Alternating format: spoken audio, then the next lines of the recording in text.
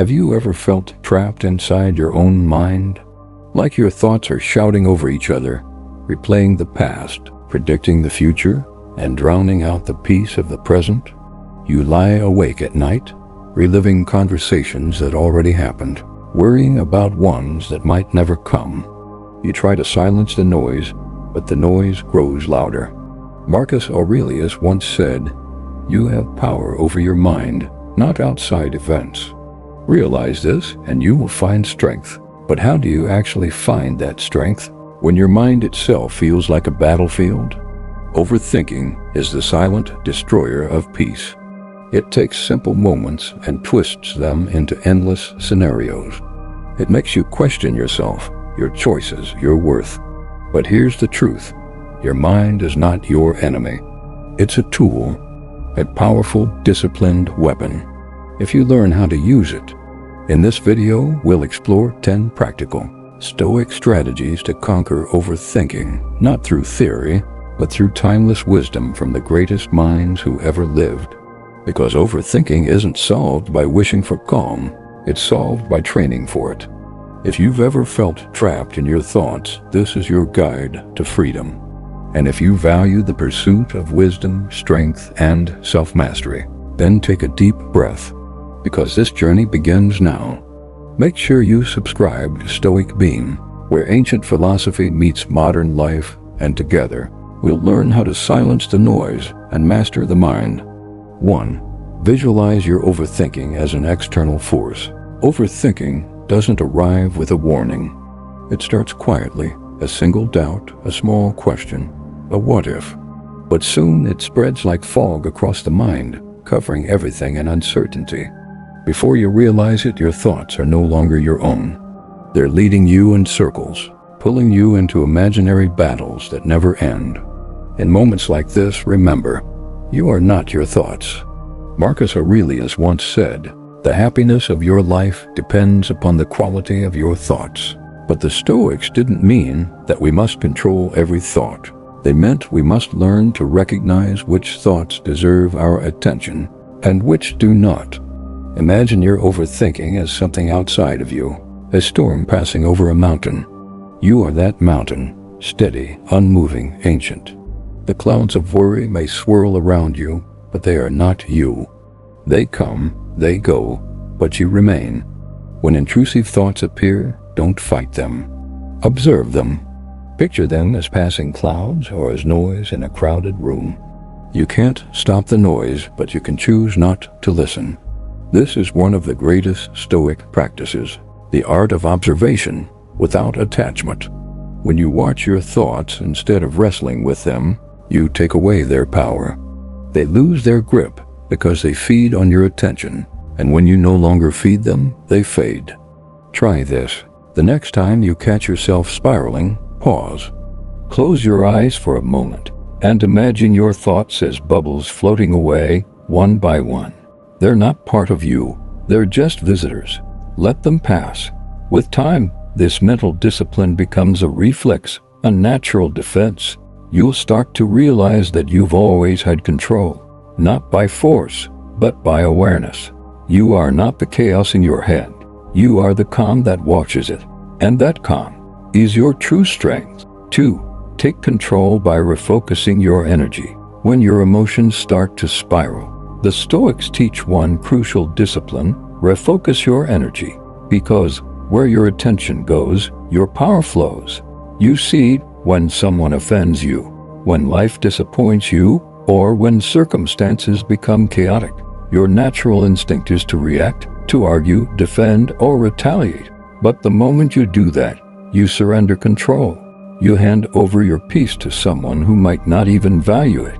Marcus Aurelius wrote, "You have power over your mind, not outside events." Realize this, and you will find strength. That's the essence of Stoic control. Instead of trying to control people, outcomes, or situations, you redirect your focus to what you can actually govern: your thoughts, your actions, your choices.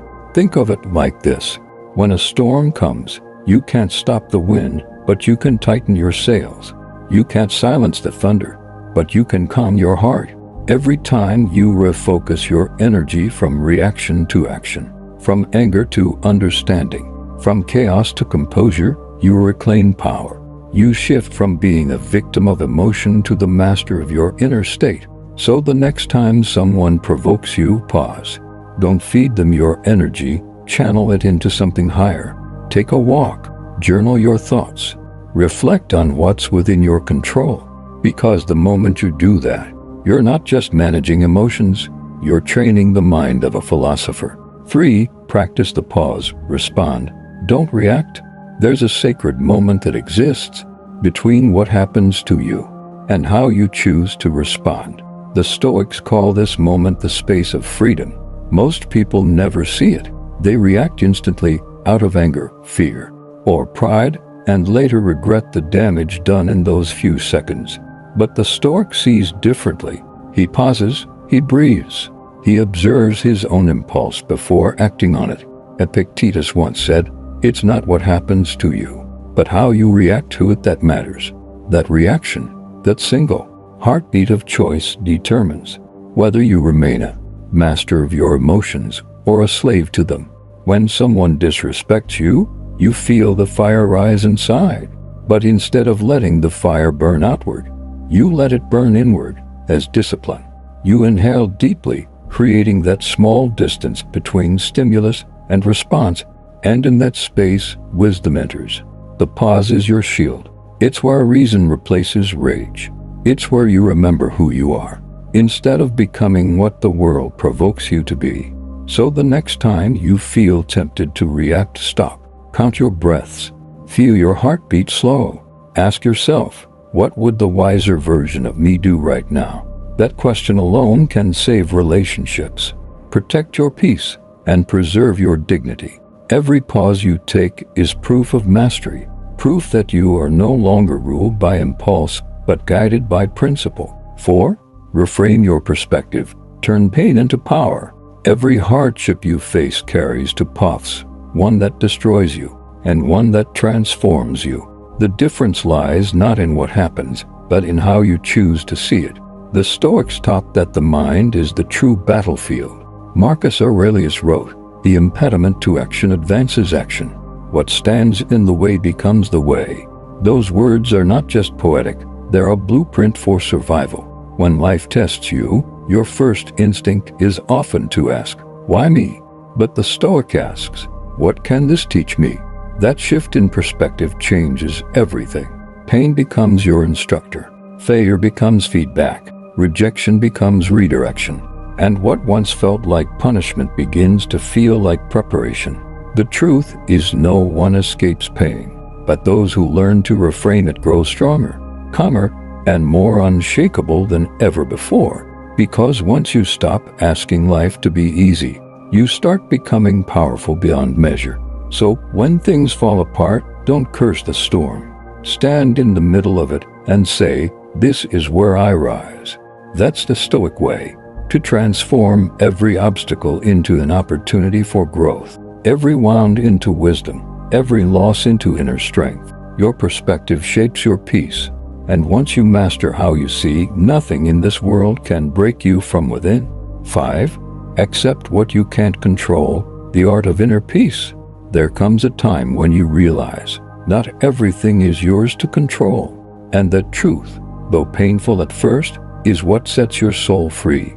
The Stoics believed that peace begins the moment you separate what is within your control from what is not. Epictetus said it clearly. Some things are up to us, and some things are not. Everything else, the weather, the past, other people's choices, or the opinions they hold, lies outside your command. Yet, how often do we suffer trying to bend the world to our will? How often do we lose sleep replaying what we could never have changed? We fight the inevitable and call it strength, when in truth, it's only resistance to reality. Acceptance is not weakness, it's wisdom. It's the moment you stop swimming against the current and start walking with purpose along the shore. When you let go of what you cannot control, you reclaim energy for what truly matters, your attitude, your actions, your discipline, your peace. because no one can take those from you unless you surrender them first. Marcus Aurelius once reminded himself, "You have power over your mind, not outside events. Realize this, and you will find strength." That's not just philosophy, it's freedom. So, when life feels chaotic, pause and ask, is this within my control? If the answer is no, release it. And if it's yes, act with calm reason and focus.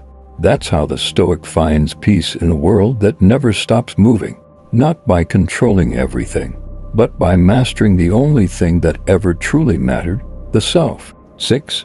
Build unbreakable discipline. Do what must be done. Discipline is the bridge between who you are and who you're meant to become.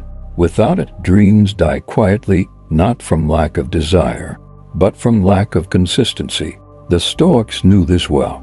They didn't chase motivation, they built discipline, because motivation fades with emotion, but discipline endures through storms. Seneca once wrote, "We suffer more in imagination than in reality."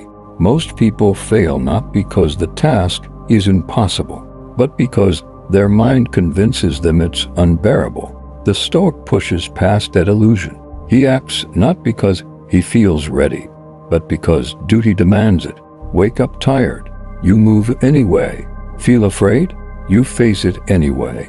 Not in the mood, you do it anyway. Each time you act despite resistance, you forge strength. Each time you follow through, even when no one's watching, you prove to yourself that you are greater than your emotions. Discipline is not punishment, it's self-respect. It's the daily decision to do what must be done, especially when it's hard. Think of Marcus Aurelius, the most powerful man in the world, writing to himself before dawn.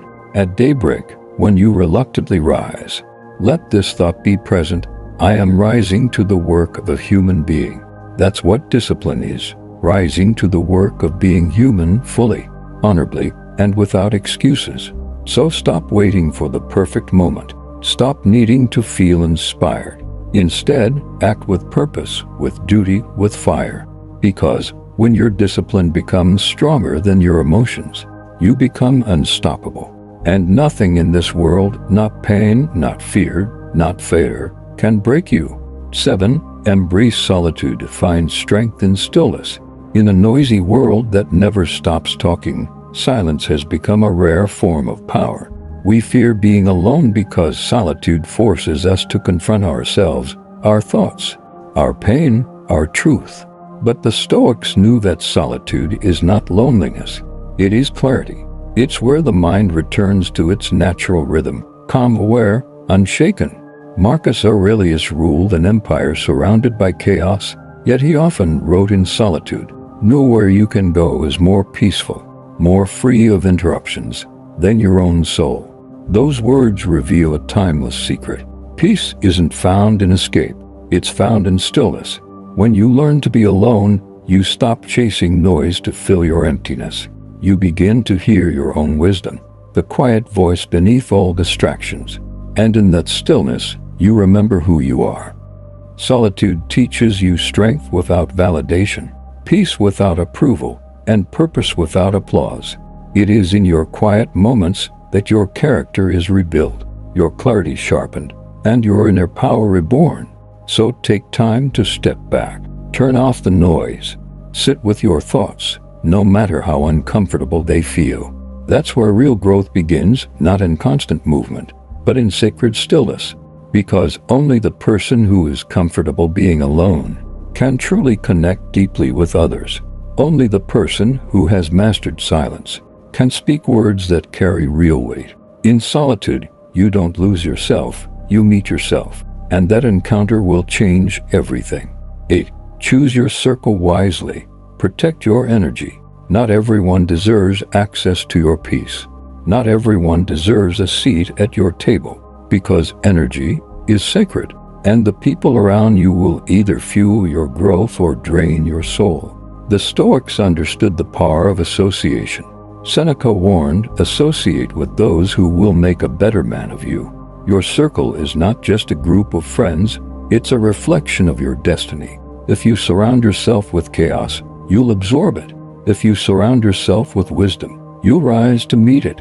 Energy is contagious, so choose carefully what and who you allow near your spirit. Notice the ones who challenge you to stay disciplined, who hold you accountable to your highest standards, who remind you of your values when you start to drift. Those are your real allies, not the ones who flatter you, but the ones who sharpen you. The truth is, peace requires protection. You cannot build a strong mind in a weak environment. You cannot maintain clarity while entertaining constant drama. So be kind, but be guarded. Be compassionate, but stay selective, because every time you say yes to someone who drains you, you're saying no to your own peace. Marcus Aurelius wrote, "The soul becomes dyed with the color of its thoughts." But he could have just as easily said, "The soul becomes dyed with the company it keeps." So choose people who make you calmer, not louder, wiser, not angrier, humble, not arrogant. And when you find yourself walking alone for a while, remember, solitude is better than standing in crowds that lead you away from yourself. Protect your energy like it's your most precious possession, because it is. Once lost to the wrong people, it's hard to recover. But once guarded with wisdom, it becomes your greatest source of strength. 9. Detach from outcomes. Master the art of letting go. One of the hardest lessons in life is learning to do your best and release the rest. We live in a world obsessed with results, with recognition, with winning. But the Stoics remind us that peace doesn't come from control. It comes from surrender. Epictetus said, "Make the best use of what is in your power, and take the rest as it happens." That is the essence of Stoic freedom. You cannot control how people will respond to your effort. You cannot control whether life rewards you today or years from now. But you can control your intention, your discipline, your integrity.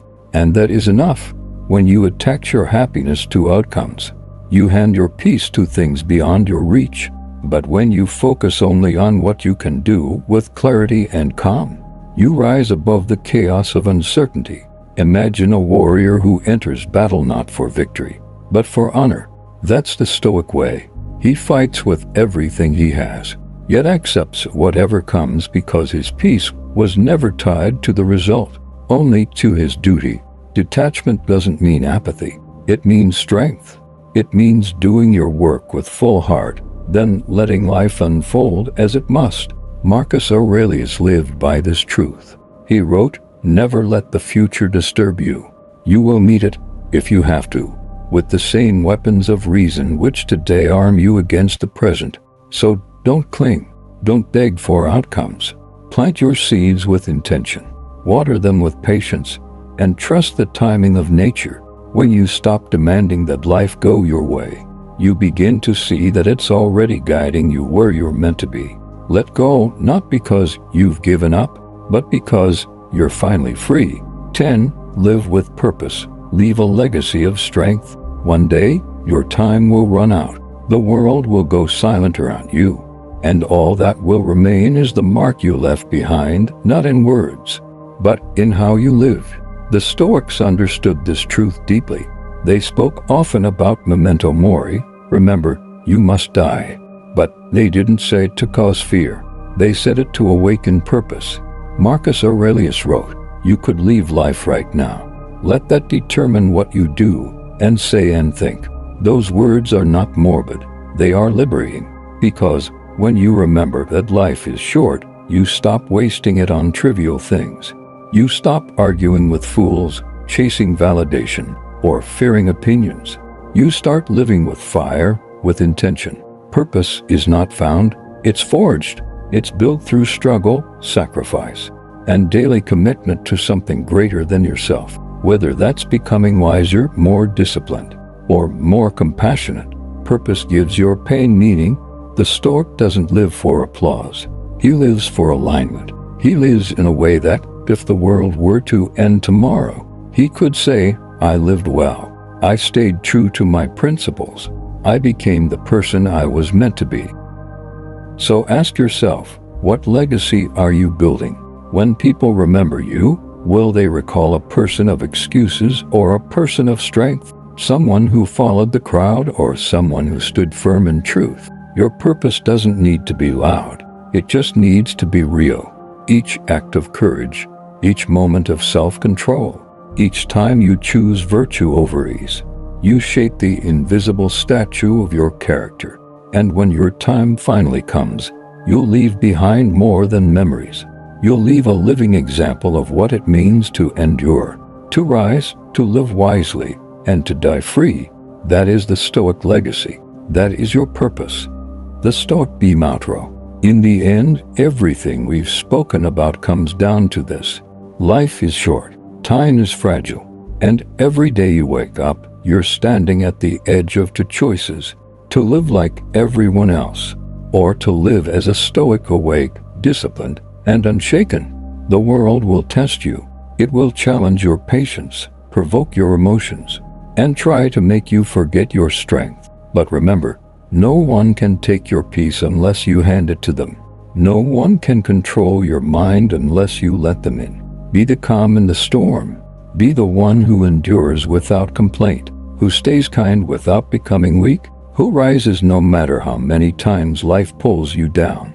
Because strength isn't loud, it's quiet. It's the man who keeps moving forward even when no one sees his effort. It's the woman who holds her dignity when the world gives her reasons to break. And that's what Stoicism truly is, not an escape from pain, but a transformation through it. Not indifference, but inner mastery. Not emotionless living, but emotional strength guided by reason. So, if these words resonated with you, if you felt something stir inside you, then you already carry the fire of the Stoic within you. Now it's time to keep that flame alive. Like this video to spread the message. Comment your favorite Stoic lesson below. Your words might inspire someone who needs it most. And subscribe to Stoic Beam, where every video is a reminder to live with wisdom, courage, and calm in a chaotic world. This is your time to rise above noise, above weakness, above fear, and become who you were meant to be. Because the Stoic path doesn't end here. It begins right now.